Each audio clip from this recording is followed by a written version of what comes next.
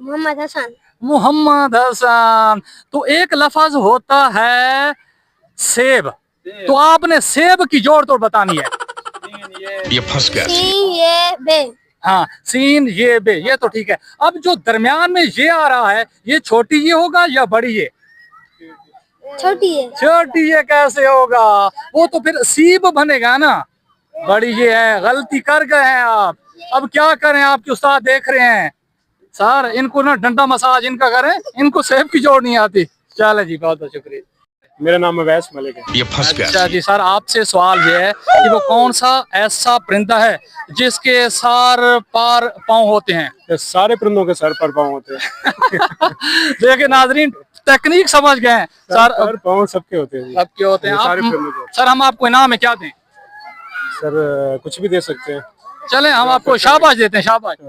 वैसे ये लच्छा भी था, वो मीठा मीठा जो है ना, वो भी आप वो आपको खिला। भाई साहब नाम क्या है? मोहम्मद सावल खान। मोहम्मद साविल खान, आपसे सवाल एक, वो कौन सा स्टोर है जो 24 घंटे खुला रहता है, कभी बंद नहीं होता? Medical store. वो तो यार कभी कभी बंद हो जाते हैं। तो फिर play store. Play store, Google वाला, जब भी जाएं आप उससे चीजें खरीद सकते हैं, बल्कि डाउनलोड कर सकते हैं। सर बहुत बहुत शुक्रिया। भाई साहब नाम क्या है? सकलैन खान। सकलैन खान। सकलैन खान, बड़ा आसान सवाल है। सवाल ये है कि इंग्लिश में ई के बाद क्या आता है? ईद बॉडी का अंदाजा जी। वाह जी वाह, पक्की बात है, डी आता है? हाँ, और कोई आनंद है?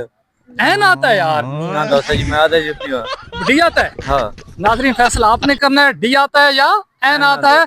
और अगर एन आता है तो फिर यस, और डी आता है फिर नो लिखना है। हाँ ठीक कर रखी हूँ जी। मैं आपका सवाल आपसे ये है कि वो कौन सी चीज है जो जैसे ही पैदा होती है वो उड़ना शुरू कर देती है?